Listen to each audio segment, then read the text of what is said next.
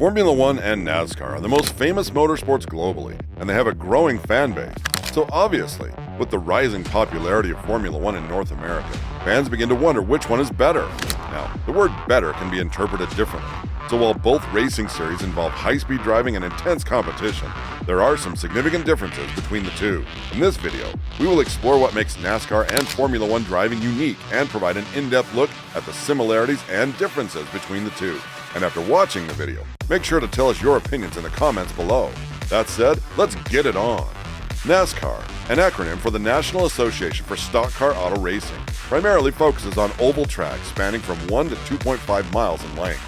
The vehicles utilized in NASCAR are purpose-built, with powerful V8 engines generating over 800 horsepower. Races in NASCAR are known for their extended duration, sometimes lasting up to 500 miles, and drivers rely solely on their skill, as there are no traction control systems or other driving aids. In contrast, Formula 1 races unfold on road courses, often incorporating a blend of city streets and custom-built tracks.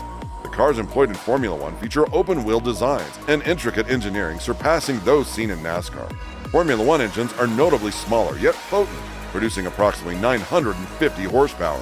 Races in Formula 1 are comparatively shorter, typically covering around 190 miles, though some weekends may entail multiple races.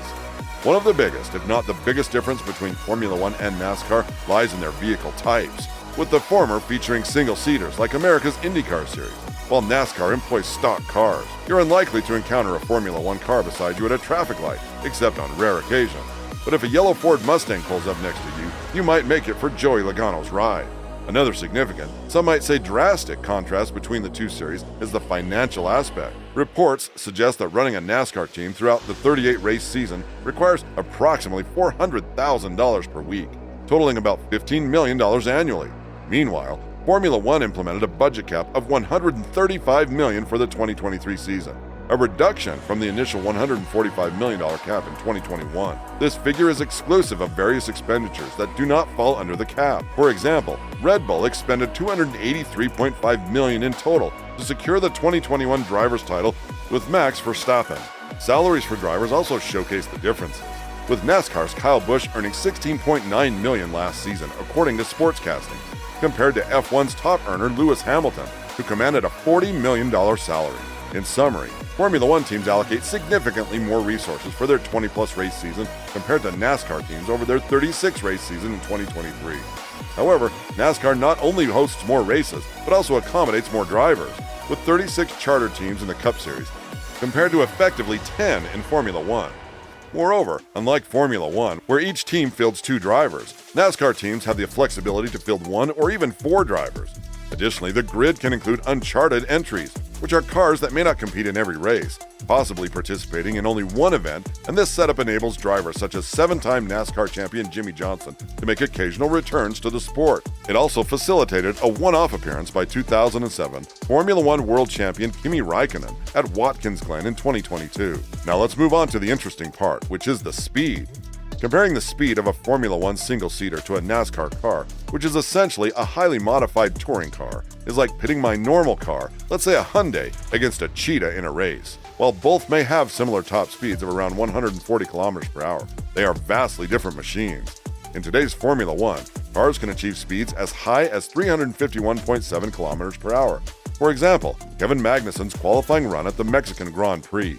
This figure isn't drastically ahead of Bubba Wallace's 305.78 km per hour lap at the Michigan International Speedway in Brooklyn, which marked the fastest qualifying lap of the year in the NASCAR series. However, the comparison extends beyond mere top speeds. Magnussen's record was set on a road course, whereas Wallace's occurred on an oval track. Additionally, Magnussen's time was recorded at a specific point on the circuit, whereas Wallace's represents the overall average for the oval track. And it's worth noting that the Michigan track is renowned as one of NASCAR's fastest due to its exception from restrictor plate requirements. Part of NASCAR's relatively slower speed can be attributed to its slower acceleration, with cars typically taking around 3.4 seconds to accelerate from 0 to 96 km per hour, and in contrast, a Formula 1 car achieves this speed in approximately 2.6 seconds. Now the engines. While both Formula 1 and NASCAR engines achieve similar maximum RPM, the Formula 1 power unit stands as a significantly more sophisticated piece of machinery.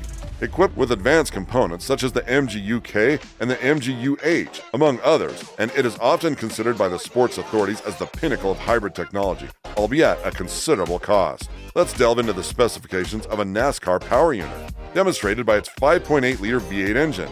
This engine type, admired even by drivers like Sebastian Vettel, who longed for its return to Formula One, emits a distinctive roar. Predominantly derived from production models, NASCAR engines are subject to strict regulations governing permissible parts, materials, and dimensions.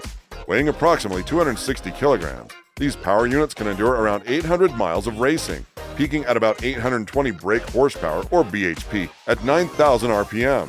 However, it's worth noting that these engines differ significantly from those found in everyday road cars, boasting larger dimensions and a combined of roughly 358 cubic inches.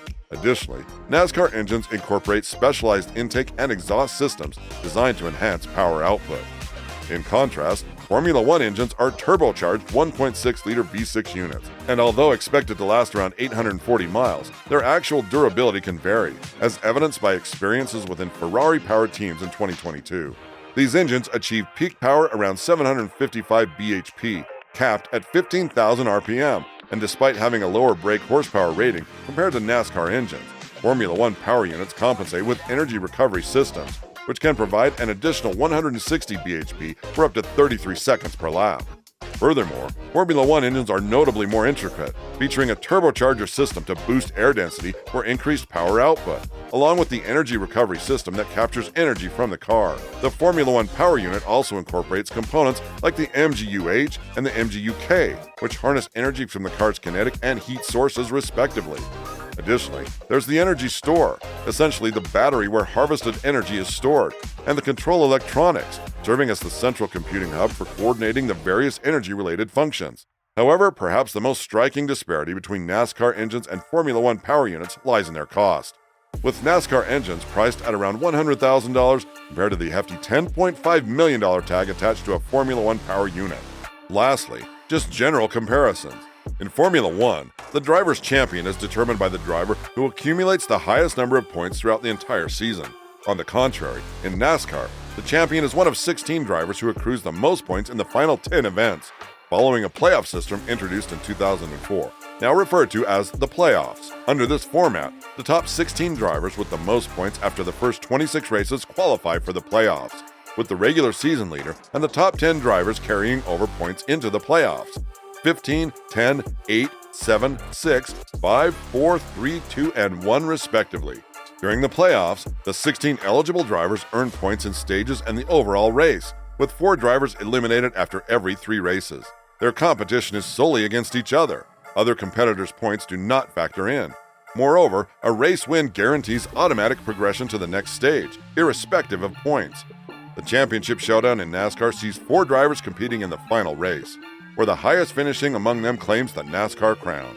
This rub-and-is-racing ethos is deeply ingrained in NASCAR culture, as emphasized by Chief Operating Officer Steve O'Donnell in 2017, stating NASCAR as a contact sport, where blatant intentional actions may prompt intervention, but slight contact or aggressive maneuvers are generally tolerated. This stands in stark contrast to Formula One, where contact is discouraged and penalized, and even forcing another driver off track without contact can result in penalties, and Formula One employs a penalty point system to monitor driver contact. Whereas in NASCAR, drivers rely on a personal recollection, and retaliation may result in significant race setbacks, such as a did not finish or DNF status. Looking back, Formula One seems to be more technically advanced than NASCAR, but again, it's all about perspective and subjectivity. Formula One might grab the attention of one individual, and NASCAR might do the same with another. So it comes down to you. What do you think? Which sport between Formula One and NASCAR do you pick as your favorite? Let us know in the comments below, and we'll see you in the next video.